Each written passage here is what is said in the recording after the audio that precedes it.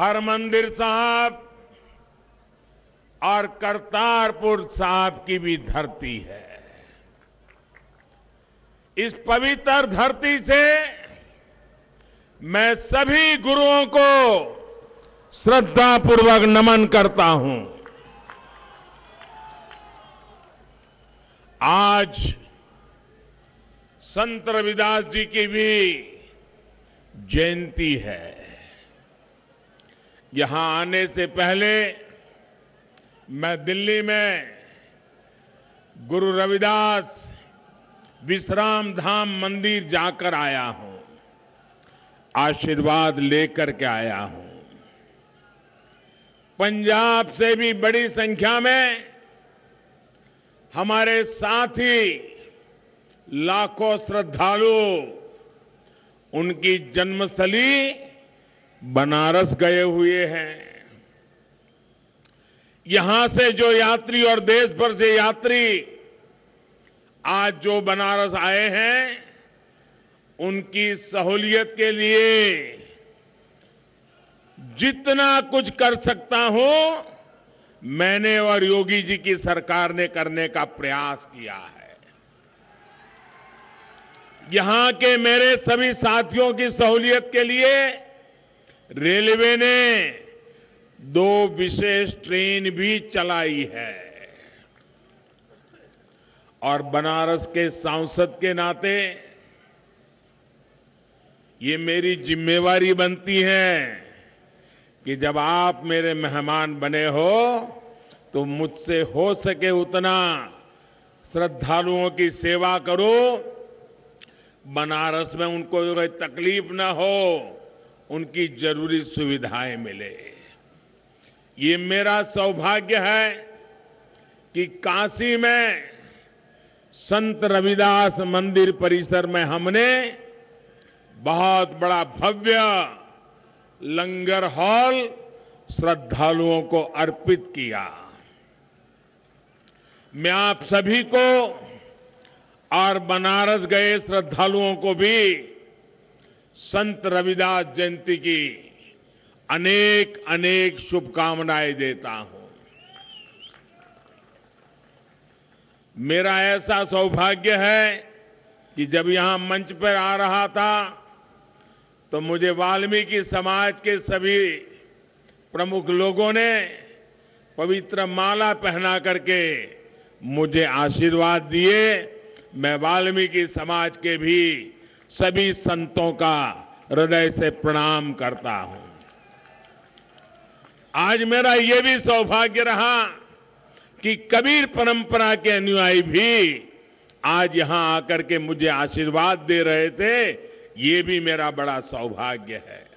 और मंच पर आते ही संत शिरोमणि पूज्य रविदास जी के चरणों में यहां भी मुझे माथा टेकने का मौका मिल गया। साथियों, संत रविदास जी का एक दोहा है और ध्यान से सुनिए। और जब ध्यान से सुनोगे तो आपका भी पक्का विश्वास हो जाएगा कि मोदी की सरकार वही कर रही है जो संत रविदास जी कह के गए हैं।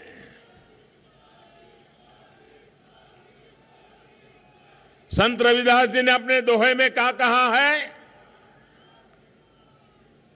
और उन्होंने ऐसा चाहूं, संत रविदास जी ने कहा है, ऐसा चाहूं राज में, ऐसा चाहूं राज में, मिले सबन को अन्न, छोट बड़ो सब सम बसे, छोट बड़ो सब सम बसे, रविदास रहे प्रसन्न। संत शिरोमणि पूज्य रविदास जी ने क्या कहा था? उन्होंने कहा था, मैं एक ऐसा राजा चाहता हूं। देखिए, रविदास जी ने कहा है, मैं एक ऐसा राजा चाहता हूं जिससे राज्य में सभी को अन्न मिले, हर कोई एक समान समरस होकर रहे, और जब ऐसा होगा तो स्वाभाविक रूप से रविदास जी प्रसन्न होंगे ही। ये संत रविदास जी ने कहा है। साथियों, सबका साथ सबका विकास के मंत्र, उस मंत्र को लेकर के चल रही भाजपा का आदर्श भी संत रविदास जी के शब्दों से प्रेरणा लेकर के हम आगे बढ़ते हैं। और इसलिए हमारी सरकार के लिए गरीब का कल्याण सर्वोपरि है। आप देखिए, पूरी दुनिया में एक ऐसी महामारी आई है, ऐसी महामारी आई है, 100 साल में कभी ऐसी महामारी नहीं आई, और पूरी दुनिया में फैली है। लेकिन भाजपा सरकार ने संत रविदास जी की इस भावना को प्राथमिकता दी। मिले सबको अन्न। दुनिया के बड़े बड़े देशों में आज कोरोना की वजह से गरीब को हर तरह की दिक्कत आ रही है, खाने पीने की समस्या हो रही है। लेकिन इतने बड़े संकट में, 100 साल की सबसे बड़ी महामारी में, इस काल में भारत करोड़ों देशवासियों को मुफ्त में राशन उपलब्ध करा रहा है।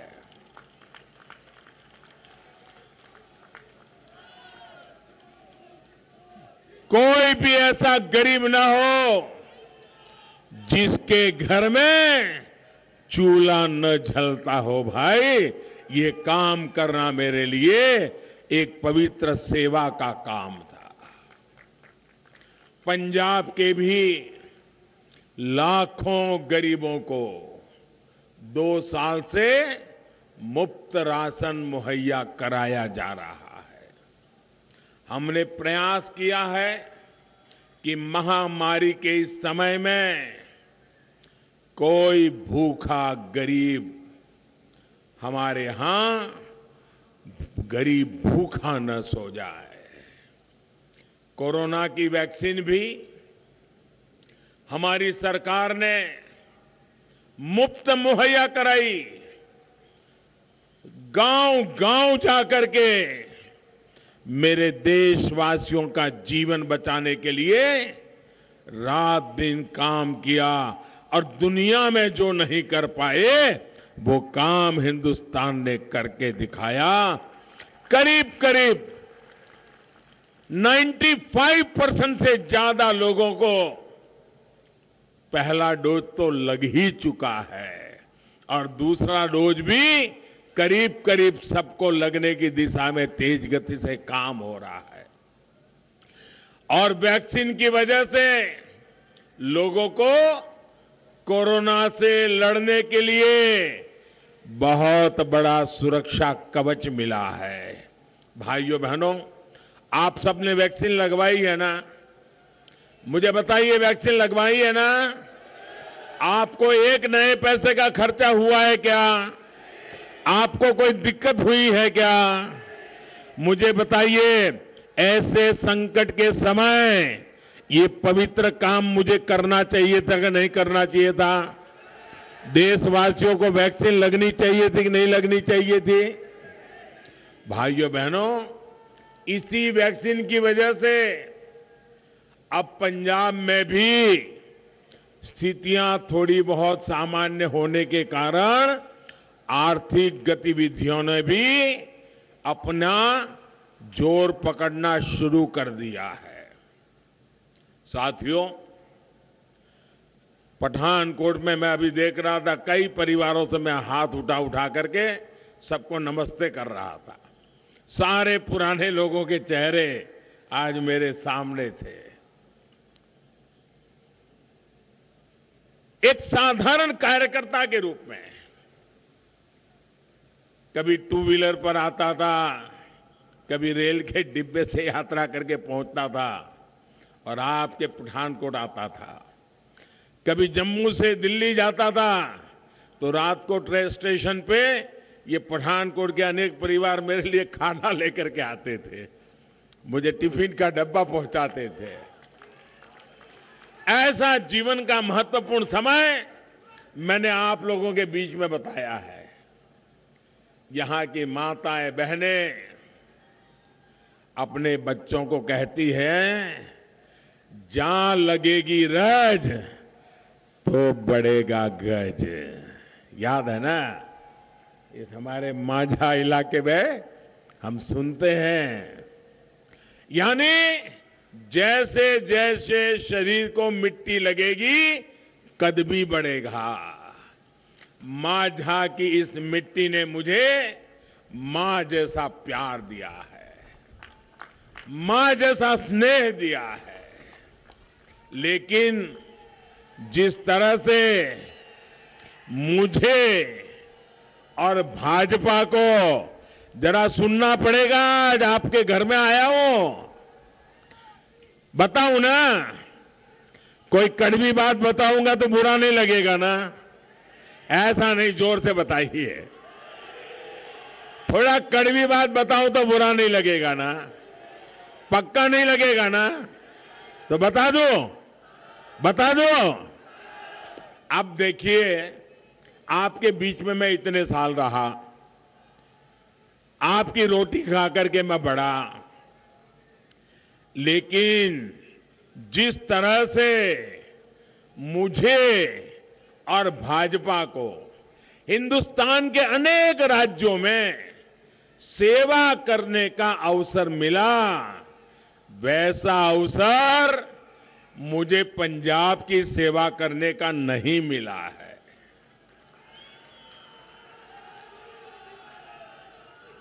और पहले भी हमारा हाल क्या था?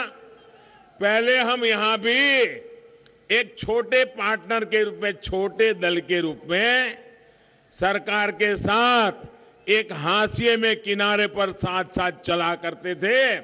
पंजाब की शांति के लिए, पंजाब की एकता के लिए, पंजाब के उज्जवल भविष्य के लिए हमने हमारी पार्टी का नुकसान करके पंजाब का भला करने को प्राथमिकता दी थी। लेकिन आज मैं आपसे मांगने आया हूं, मुझे 5 साल आपकी सेवा करने का मौका दीजिए।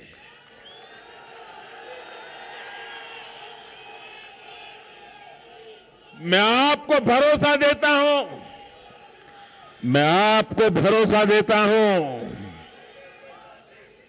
किसानी, व्यापार, इंडस्ट्री नो लाहेबंद बनाया जाएगा। गरीबां ते मजदूरां ਨੂੰ उन्हां दे एक ਦਿੱਤੇ ਜਾਣਗੇ।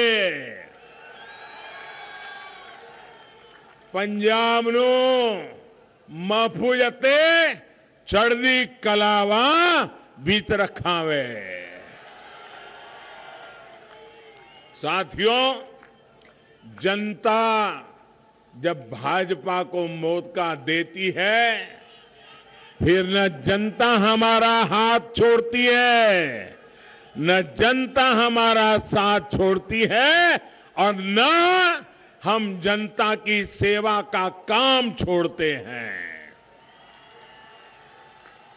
हम इतने राज्यों को जहां जहां हमको सेवा करने का मौका मिला है, जरा देख लीजिए, विकास का जो सिलसिला भाजपा की सरकार में शुरू होता है, जनता भी ऐसा साथ देती है, ऐसा साथ देती है कि कभी विकास का काम रुकता नहीं है।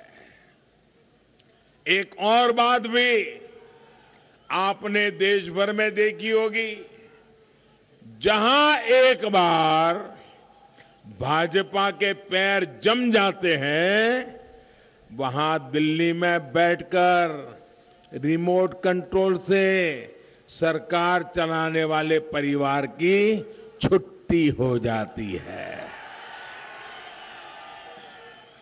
मतलब जहां विकास आया, जहां विकास पहुंचा, वहां वंशवाद का हुआ सफाया।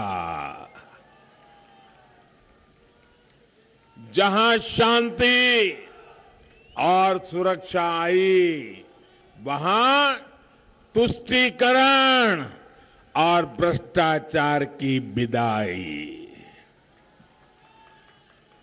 यही विदाई इस बार पंजाब में देनी है। भाजपा के विकास, पंजाब के विकास के साथ नवा पंजाब के लिए मेहनत करने में कोई कसर भारतीय जनता पार्टी नहीं छोड़ेगी। ये मैं आपसे वायदा करने आया हूं।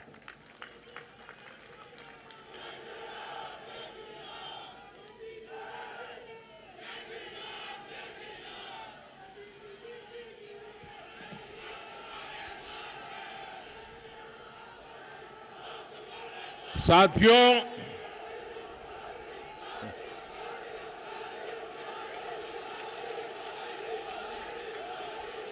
आपका प्यार मेरे सर आंखों पर दोस्तों, आपका प्यार मेरे सर आंखों पर।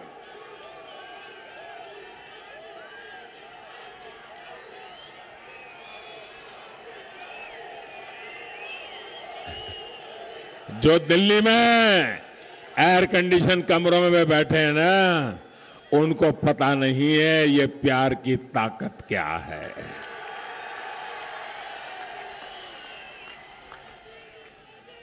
पठानकोट और मांझा की ये धरती वीरों की धरती है, वीरों की धरती है।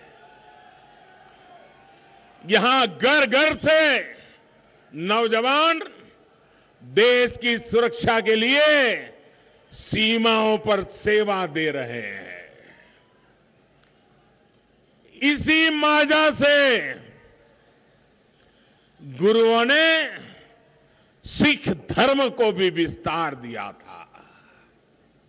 लेकिन सरकार अगर संस्कारों के खिलाफ चलने वालों की हो तो वो विरासत और पहचान दोनों को मिटाने के लिए लग जाती है।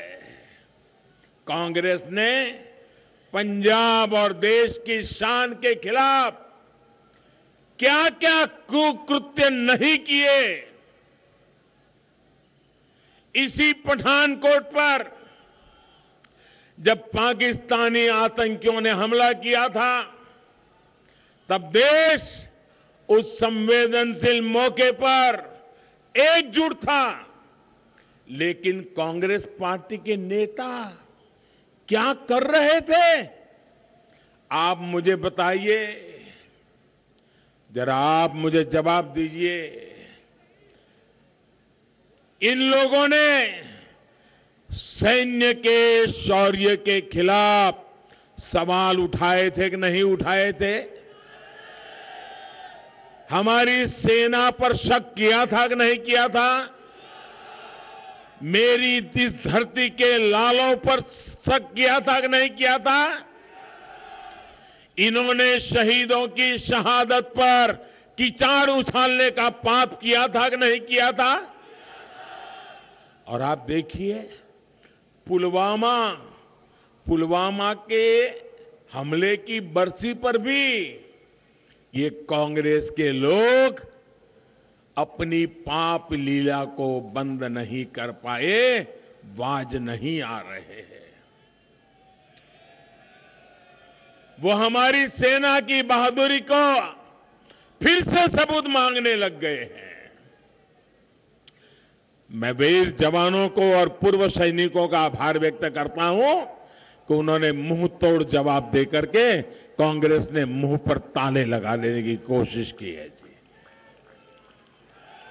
अब आप लोग ये तय करिए, क्या पंजाब जैसे सीमावर्ती और संवेदनशील राज्य की सुरक्षा ऐसे लोगों के हाथ में हम दे सकते हैं क्या? ऐसे लोग आपको सुरक्षा दे सकते हैं क्या? ऐसे लोग आपका भला कर सकते हैं क्या? ये आपकी चिंता कभी कर सकते हैं क्या? अगर इन्हें फिर से मौका मिल गया तो ये पंजाब की सुरक्षा को खतरे में डालने से पीछे नहीं हटेंगे।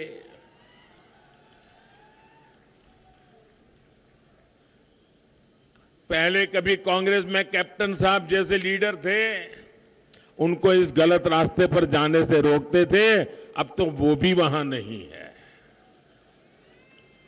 और इसलिए 20 फरवरी को पंजाब की सुरक्षा को ध्यान में रखते हुए भाजपा को एनडीए को वोट देना है। ढींडसा साहब और कैप्टन साहब की पार्टियां भी आज हमारे साथ पंजाब के उज्जवल भविष्य के लिए हमारे साथ जुड़ी है। 20 फरवरी को पंजाब में शांति और अमन के लिए भाजपा को वोट देना है। 20 फरवरी को पंजाब के विकास के लिए भाजपा को वोट देना है। साथियों, देश की सुरक्षा को मजबूत करने के लिए हमारी सरकार सेनाओं का लगातार आधुनिकीकरण कर रही है। जब सैनिक के पास आधुनिक साजो सामान होता है तो उसकी अपनी सुरक्षा भी बढ़ती है। भाजपा सरकार सेना में महिलाओं को नए अवसर दे रही है। अब हमारी बहन बेटियां भी सेना में देश की रक्षा करने के लिए कंधे से कंधा मिलाकर के खड़ी रहे, इसका प्रबंध हमने किया है। और ये तो वीरों की भूमि है। देखते ही देखते यहां की बेटियां मेरे देश की रक्षा करने में भी आगे होगी, ये मेरा विश्वास है।